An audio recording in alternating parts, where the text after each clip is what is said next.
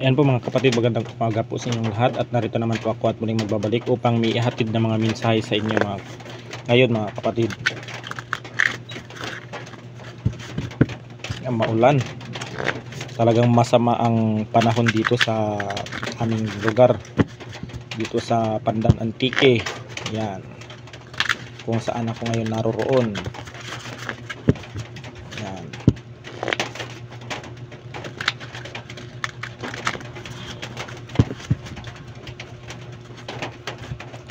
Pipili lang tayo ng 13 baraha upang may hahatid natin yung mga mensahe sa inyo mga kapatid.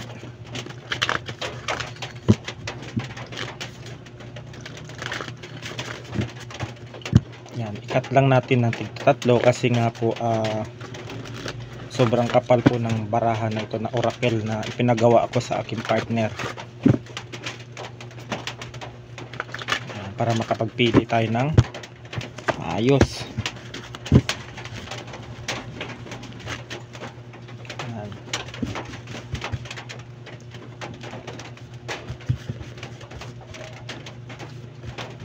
Kukuha lang tayo dito mga kapatid ng 13 baraha. 1, 2, 3, 4, 5,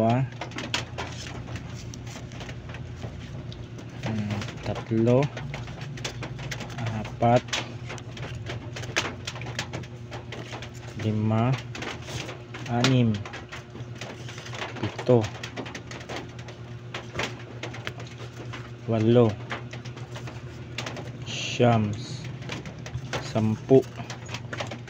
8, 9, 10, 11, 12,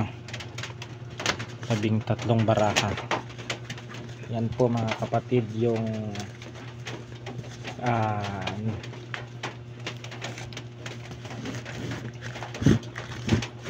yan po yung mga oracle card natin mga kapatid na napili. Yan, itong 13 oracle card po. Yan.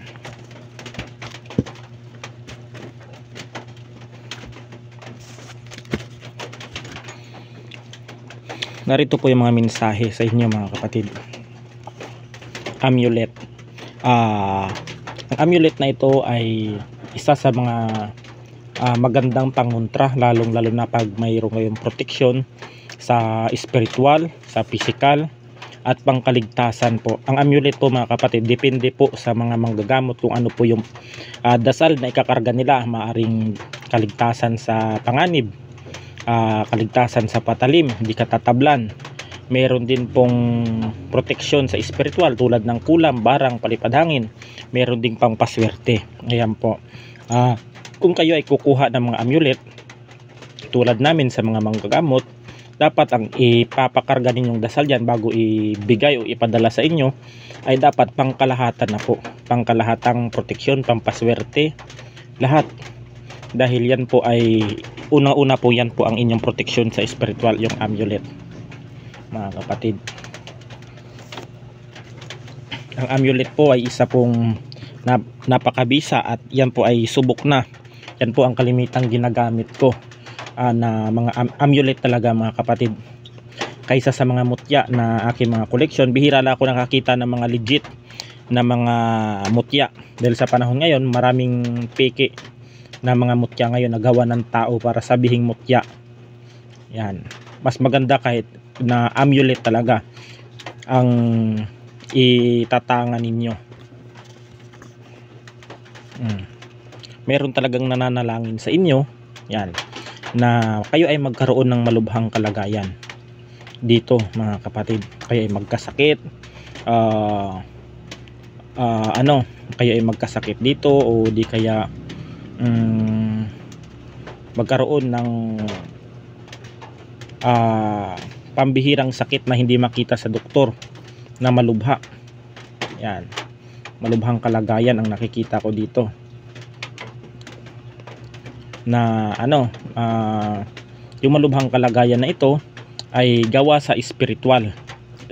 Ang makaka-resonate lamang po mga kapatid, kayo po ay hindi po makatulog, di kaya marami kayong iniisip, o di kaya maraming sumasakit sa katawan ninyo na hindi ninyo hindi ninyo malaman kung ano yung pinagmula ng sakit na iyan, na parang hindi gumagaling-galing kahit anong gamot na nireseta ng inyong doktor. Yan, kayo ay may nananalangin talaga sa inyo dito. Maaring naiinggit sa inyo, nakaaway ninyo, nakasagutan ninyo, o maaring may mga kamag-anak na naiinggit sa inyo dito. Hindi talaga maiiwasan yan, mga kapatid. Ayan nga, kasi nga nakikita kasi nila na ikaw ay masayahing tao. Akala nila wala kang problema, o di kaya wala kang pinagdadaanan sa buhay. Yan, kaya minsan ay naiinggit yung mga tao sa inyo na buti pa si ganito, masaya, walang problema, lahat nagagawa niya, nabibili niya lahat ng gusto. Yan, kaya may nag-curse sa'yo na magkaroon ka ng malubhang kalagayan, magkakasakit ka, ganon. Maraming kasing malubhang kalagayan, mga kapatid. Merong idaan sa physical na sakit. Yan, kasi habang tumatagal kasi, mga kapatid, ang sakit ng taong spiritual, pag hindi po yan naagapan o napapagamot agad, ay magkakaroon po ng physical na hanggang sa magkakaroon ng physical na sakit yung tao. Yan. Ayan, ritual ang isinagawa sa iyo ng tao. Maaring pinagawa ito na ikaw ay magkaroon ng malubhang karamdaman dito. Malubhang karamdaman ang pinaritual sa iyo. Yan, kaya kailangan mo talaga dyan, mga kapatid, na magkaroon ka ng amulet na pangontra dyan. Kasi ang number 1 na pangontra, amulet, kalmin, na yan ang number 1 na sasalag sa ritual na ginawa sa iyo. Yan, at saka ipapabaklas din ninyo. Ipabaklas ninyo yan kung gusto ninyong ipabalik. Pwede namang ipabalik ang sakit ninyo. Diyan pwede namang irawilta, isumbalik. Sa mga legit na mga manggagamot, dapat kayo magsagawa ng ganyan. Kasi maraming mga bulaang mga manggagamot ngayon na peke dyan sa mga Facebook. Yan. Kung gusto ninyo magpagawa ng ritual na hindi kayo maloko, i-video call ninyo yung tao na nagpapakita ng kanilang mukha. Pag yan ay hindi nagpakita at hindi nagpakita ng mukha, at saka marami pang alibay, pag kinausap mo, kay ganto, kay ganyan, wag na po kayong magdalawang isip na i-block yan. Kasi po yung mga ganyan ay scammer. Scammer yung mga taong yan. Kalaban. Itong kalaban mo, nakaaway mo ang taong ito na nagpagawa ng ritual. Maring nakaaway mo ito, nakasagutan mo, o di kaya hindi kayo nagkaintindihan ng taong ito, kaya pinagawan ka ng ritual na magkaroon ka ng malubhang kalagayan. Kasi nga ayaw niyang nakikita kang masaya. Yan, ayaw niyang nakikita kang masaya. Yan yung mensahe ng baraha. Ito pa, itong kaluluwa na ito, ang masasabi ko dito sa kaluluwa na lumabas sa oracle card na ito, meron kayong mga namayapang mga mahal sa buhay na hindi na ninyo siguro na nadalaw sa kanilang puntod. Siguro busy na kayo, o di kaya wala kayong time kasi may sarili tayong mga obligasyon, may mga gawain tayo, nakapokus na tayo sa pamilya. Yung mga pamilya ninyo na namaalam ay minsan ay nagtatampo na kasi wala kayo kahit isang beses sa isang taon, hindi man lang ninyo siya nadalaw. O ngayon, malapit ng undas. Yan, yung mga kaluluwa o mga mahalin nyo sa buhay ay pwede ninyong dalawin sa kanilang puntod, o magdala kayo ng mga paborito nilang pagkain tulad ng soft drinks, tinapay, pansit, yung mga pagkain ng mga paborito nila nung sila ay nabubuhay pa. Yan po ay tanda po ng para maalala ninyo sila. Yan. Minsan kasi pagpatay na ang tao, wala nang, o di kaya na maalam na, hindi na sila iniisip, kaya minsan nagtatampo din ang mga yan. Yan, puntahan niyo sa punto daw ngayong Undas o November 1. Magdala kayo ng soft drinks, o yung paborito niya siguro nabubuhay siya, soft drinks, o di kaya alak.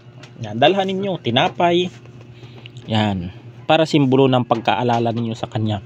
At kung ano man yung mga, at hilingin ninyo sa kanila na kung ano man yung nagawa ninyong kasalanan sa kanila nung sila pa ay nabubuhay pa, kung may nabitawan ka mang salita sa kanila, ay humingi po kayo ng tawad, patawarin kayo, at maging okay na ang lahat. Kasi ito nagpaparamdam lang siguro itong mga kaluluwa na ito sa barahang ito, sa mga baraha o orakel, natanda na ito na ngayong November 1 ay dalawin ninyo sila sa kanilang puntod. Yan. Alak.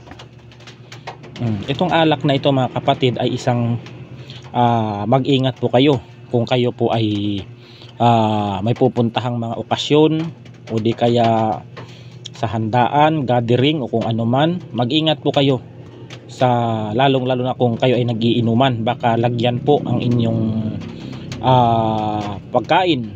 Yan, lagyan ninyong pagkain ng kung ano-ano dyan, o lason man, kilkig, daw kung ano man. Mag-ingat po kayo mga kapatid, dahil maaaring mabiktima kayo dito sa alak na ito.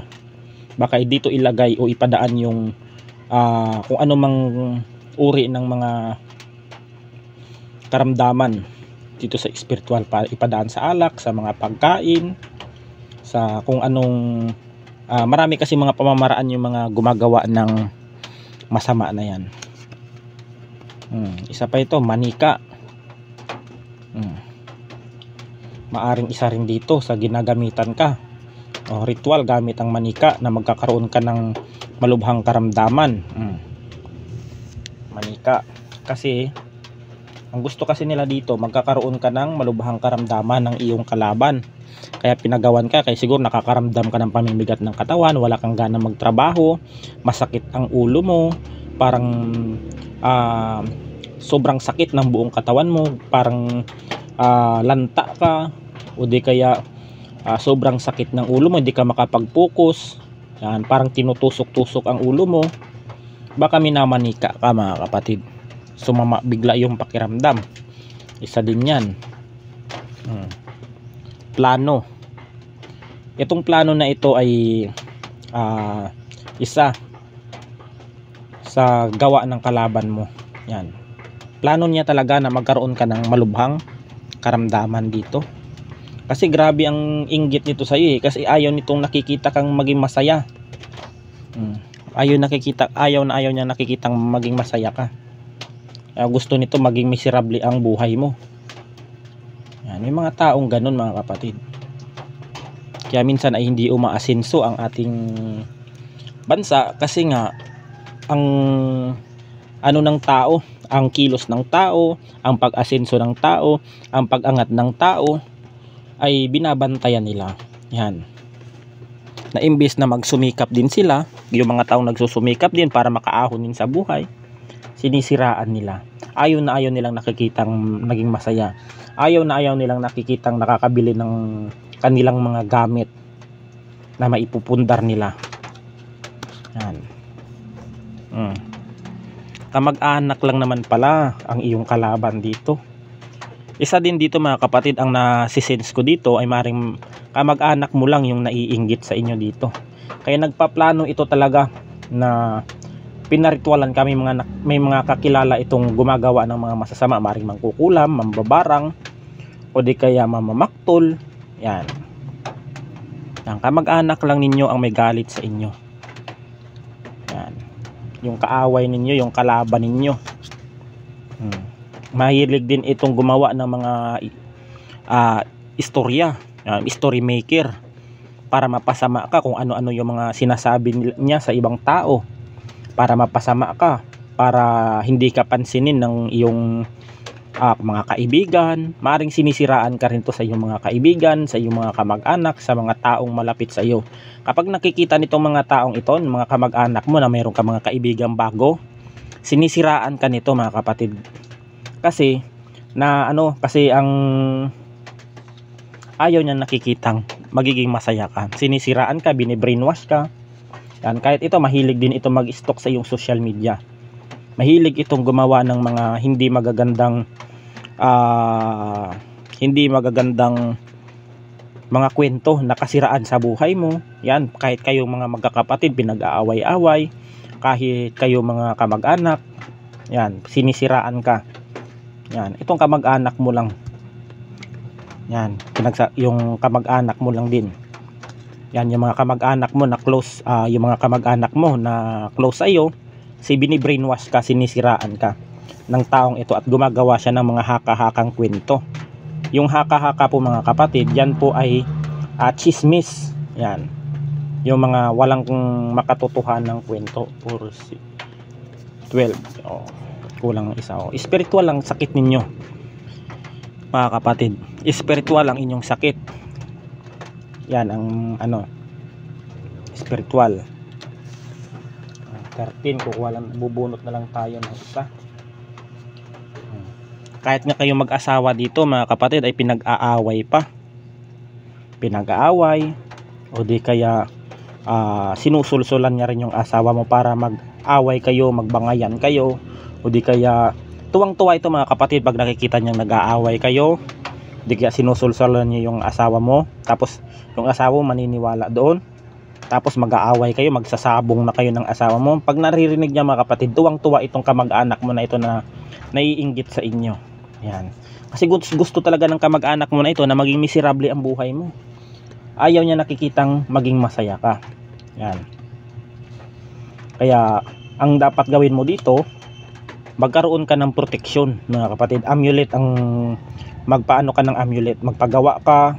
Yan ang maganda dyan para maputol itong ibibigay sa iyong malubhang kalagayan, itong ritual, itong manika. Yan, itong minamanika ka, ginagamitan ka ng manika. Yan mga kapatid ang mensahe sa inyo ngayon ng mga baraha. Ayan po, at hanggang dito na lang, at God bless us all. Ingat po tayo palagi.